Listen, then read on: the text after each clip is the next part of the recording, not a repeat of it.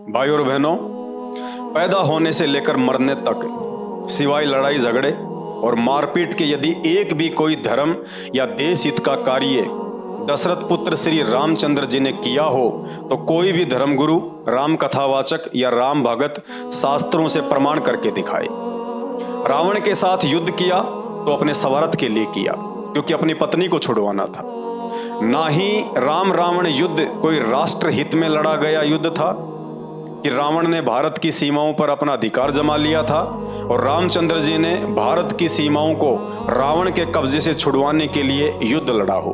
ना ही राम रावण युद्ध कोई धर्म युद्ध था कि रावण मांस खाने के लिए भारत से गायों की तस्करी करवाता था।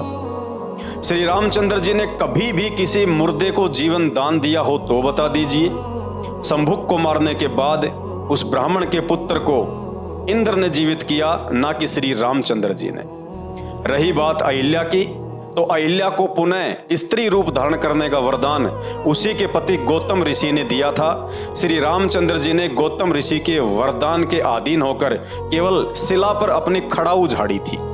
यदि श्री रामचंद्र जी में किसी को जीवन दान देने की शक्ति होती तो युद्ध में लक्ष्मण सिर्फ बेहोश हुआ था, मरा नहीं था। लेकिन श्री रामचंद्र जी उसे बेहोशी से भी बाहर नहीं निकाल पाए। वो काम भी रावण के वैद्य ने किया। तो सोचिए, श्री रामचंद्र जी अहिल्या को कैसे जीवन दान दे सकते थे। उन्होंने अपने जीवन काल में किसी रोगी का शरीर स्वस्थ किया हो तो बता दीजिए। उन्होंने किसी बांझ स्त्री को पुत्र प्राप्ति का आशीर्वाद दिया हो तो प्रमाण दे दीजिए। बल्कि इसके विपरीत उन्होंने आजीवन सभी को दुख अवश्य दिया।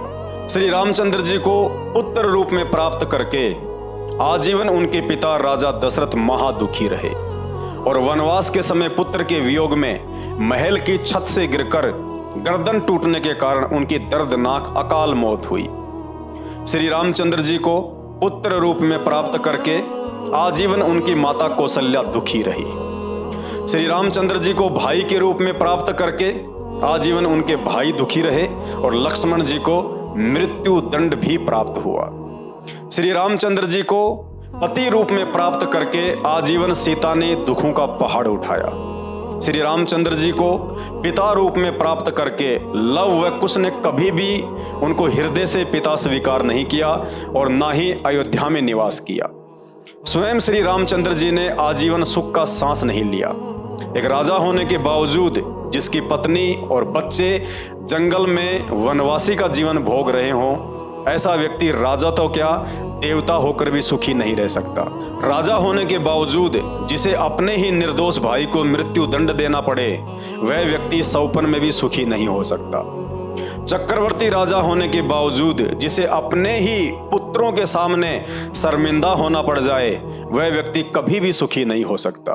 और अंत में अपने ही पुत्रों से शर्मिंदा होकर, हर प्रकार से दुखी होकर श्री रामचंद्र जी का मनोबल इतना टूट चुका था कि उन्होंने काल प्रेरणा से आत्महत्या करने का फैसला किया और सरयू नदी में छलांग लगाकर अपने जीवन को समाप्त किया, जिसे शास्त्रीय भाषा में जल समाधि कहा जाता है।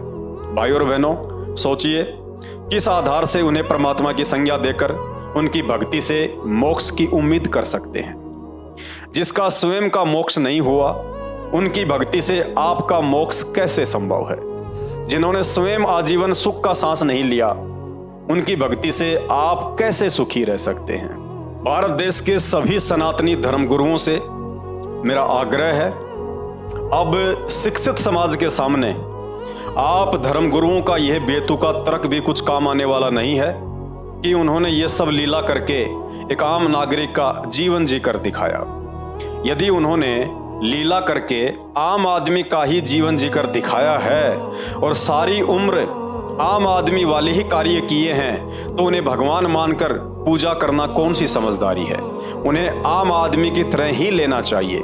मैं तो यहाँ तक कहूँगा कि उन्होंने आम आदमी की लीला भी अच्छे से नहीं निभाई।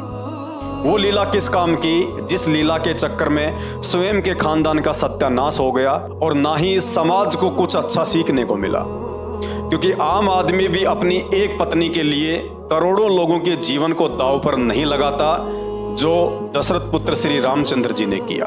आम आदमी कभी भी अपनी पत्नी पर इस तरह शंका करके उसे समाज में बेइज्जत नहीं करता है जिस प्रकार दशरथ पुत्र श्री रामचंद्र जी ने किया। आम आदमी कभी भी अपनी गंगा जैसे पाक चरित्र वाली पत्नी को किसी समाज के व्यक्ति के कहने से घर से निष्कासित नहीं कर सकता जैसा कि श्री रामचंद्र जी ने किया। आम आदमी कभी भी अपने बच्चों के साथ युद्ध नहीं करता जैसा कि श्री रामचंद्र जी ने किया। इसलिए श्री रामचंद्र जी एक राजा के पुत्र हो सकते हैं, एक महापुरुष हो सकते हैं, श्री विष्णु जी के अवतार हो सकते हैं, परंतु उन्हें परमात्मा की संज्ञा देना परमात्मा की तौहीन करने के समान है।